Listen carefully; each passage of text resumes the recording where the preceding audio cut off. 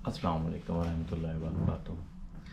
मैं next video बना रहा हूँ एक नए टॉपिक के ऊपर। मिर्ज़ा यासर बेग, होपफुली आप जानते हैं, ये मेरा वीज़ा है। ओके, ये दिखाने का मकसद ये है कि मेरा पर्सनल है, खुशी है, और मेरा भी दिल कर रहा है कि आप लोगों के भी लगें वीज़े, आपके भी ड्रीम पूरे हों। तो आप मेरी वीडियो पूरी देखें। ये मैं टूरिस्ट वीज़े के रिलेटेड, सिर्फ ओनली टूरिस्ट वीज़ा कनाडा का, उसके रिलेटेड मैं एक अपना एक्सपीरियंस और टिप्स दे रहा हूँ कि वीज़ाज़ कैसे आप लोगों को मिल सकते हैं। तो मेरी पिछली वीडियो भी है, वो भी देखें आप सारी, आपको समझ आ जाएगी कि बेसिकली करना क्या आपने। तो अगर आपको ये वीज़ा चाहिए, 100% चाहिए, तो वीडियो मेरी पूरी देखें। आज का टॉपिक जो है ना वो ये है कि कनाडा वीज़ा लेने के लिए आपकी इनकम या सैलरी कितनी होनी चाहिए।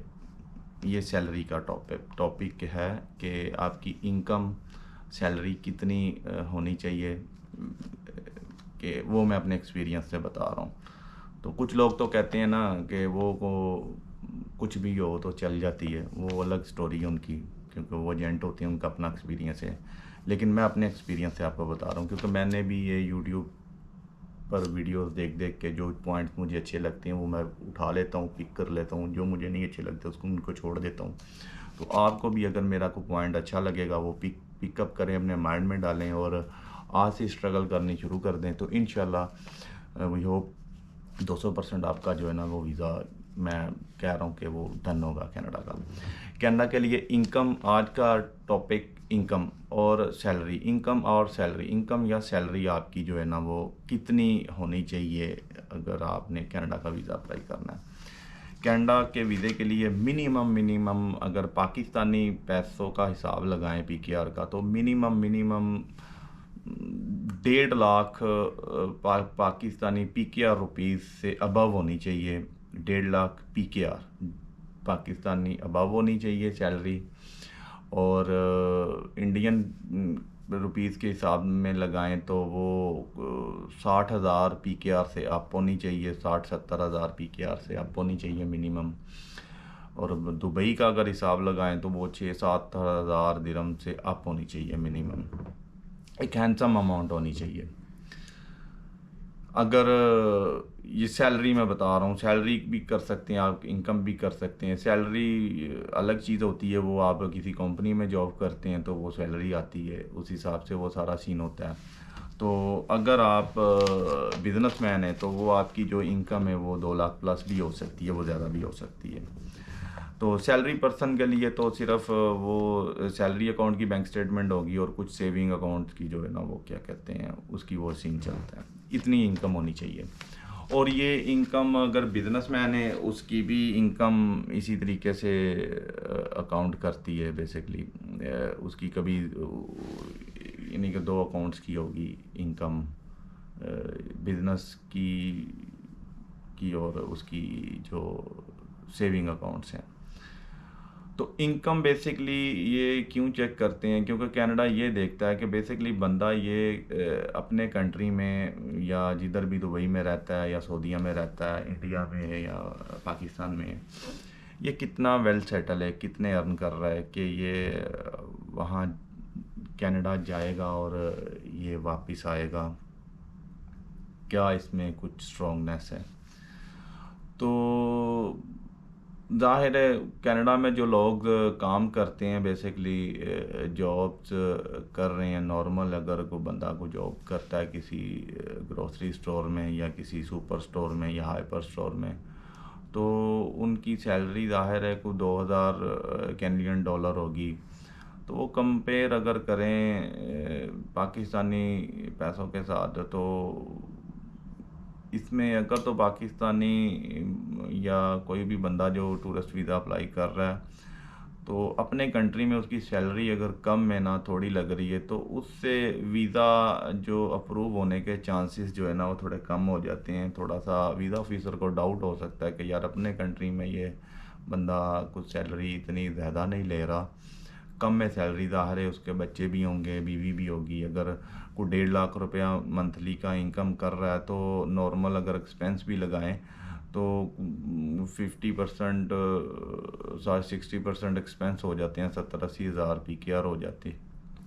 तो इंडियन अपने हिसाब से चेक कर लें तो बंदा ज़ाहिर है फिर वो 1 साल की वो जो सेविंग भी अगर करेगा तो वो 1 साल की सेविंग 70 हज़ार सेविंग भी पर मंथ बंदा कर रहा हो तो 1 साल में को 5-6 लाख रुपया बनेगा। तो इट्स मीन वो बंदा 1 साल की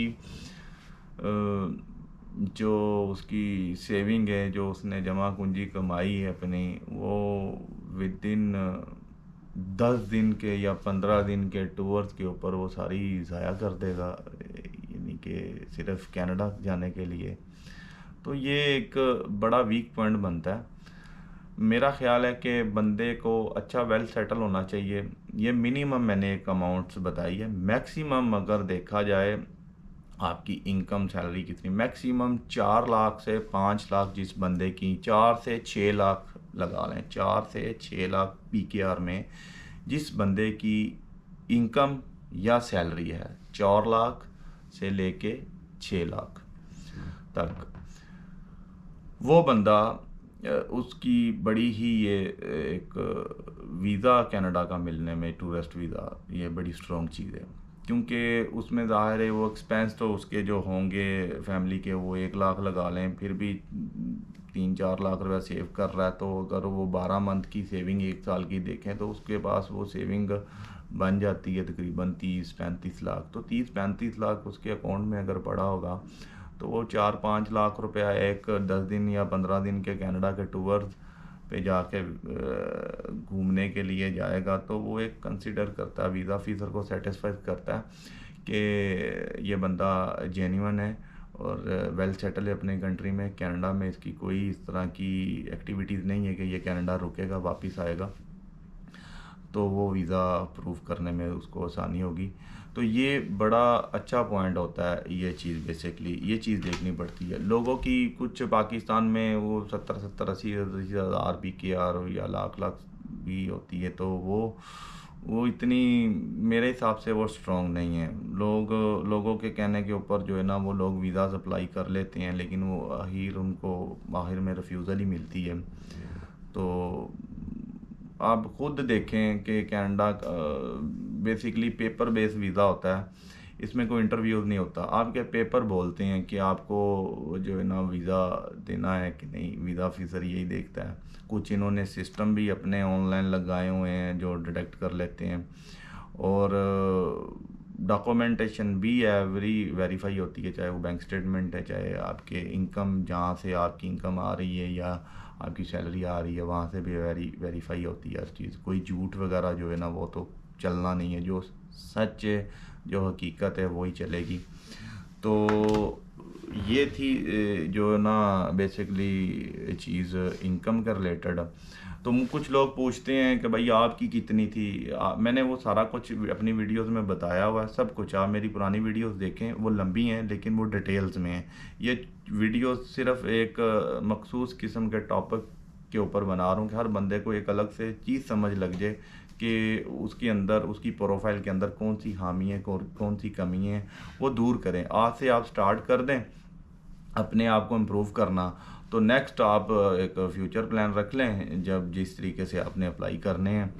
तो ये वीडियोस एक समझ लें एक किस्म की सीरीज़ है, आप देखते जाएंगे कनाडा के रिलेटेड है, तो आपको पता चल जाएगा कि आपने कनाडा का वीज़ा किस टाइम पे और कैसे अप्लाई करना है। इनकम बड़ा और सैलरी जो है ना, ये बड़ा अहम रोल अदा करती है।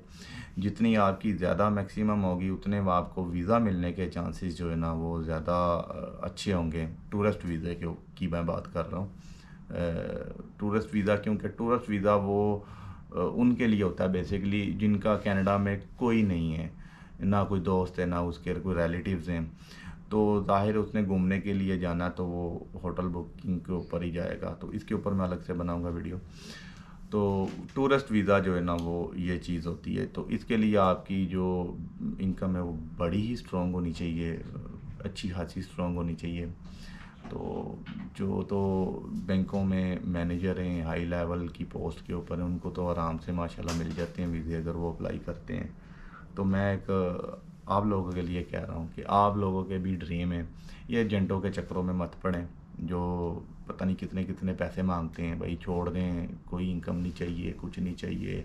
32 लाख दें, 30 लाख दें, 10 लाख दें, 12 लाख दें, हम आपका वीज़ा अप्लाई कर देंगे, सारा कुछ हम रेडी कर देंगे, तो आप बड़े मुतमिन हो जाते हैं। वो आपके साथ धोखा फ्रॉड हो रहा था बेसिकली।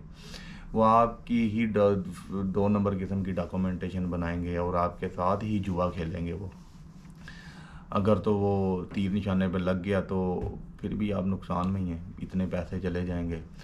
तो अगर नहीं लगा तो फिर तो आप बहन हैं यहाँ, फिर तो भूल जाएं आप कनाडा का। को अच्छे पप्पू बच्चे बन के भी आएंगे तो आपको कनाडा का वीज़ा नहीं मिलेगा, क्योंकि जो सच है सच है। और अपने आप को देखें, अपनी प्रोफाइल को देखें, तो फिर ये वीज़ा कनाडा का अप्लाई करने का सोचें। तो अपने आप को इम्प्रूव करें। अगर तो आपके पास पैसे हैं, समझ लें कि वेरी सिंपल, जिसके पास भाई पैसा है, मनी है, अमीर है, खाता पीता है बंदा है, उसी को वीज़े मिलते हैं। और अल्लाह सबको दे। मैं किसी का दिल नहीं तोड़ रहा, ना किसी को मायूस कर रहा हूँ। मायूसी वैसे भी गुनाह है, मायूस होना नहीं चाहिए। हर बंदे का हक है कि वो ड्रीम देखे, ख्वाब देखे, तो अल्लाह पूरे करे इंशाल्लाह। तो वक़्त का पता नहीं चलता कब बंदे का चेंज हो जाए, कब बंदे का टाइम अच्छा आ जाए। तो कोशिश करनी चाहिए बस अपनी इनकम को, अपनी अगर कोई बिज़नेस कर रहे हैं यानी कि उनको इम्प्रूव करें, अपनी सैलरी इंक्रीज़ करें, कुछ स्ट्रॉन्ग करें अपने आप को जो है ना, इसके इनकम और सैलरी के रिलेटेड। तो ये आपको बड़ी ही बेनिफिट देगी वीज़ा अप्रूव करने में। तो आज की वीडियो जो है ना, ये इस टॉपिक के में अगर कुछ कमी पेशी हुई तो मैं माज़रत चाहता हूँ, किसी की दिल आज़ारी हुई तो फिर भी माज़रत चाहता हूँ। तो मेरी पूरी वीडियोस पिछली भी देखें और आगे नेक्स्ट जो आ रही हैं वो भी देखें इंशाल्लाह। मैंने भी ऐसी वीडियोस देख देख के अपने वीज़े अप्लाई किए हैं, तो मेरे सारे वीज़े अप्रूव हुए हैं।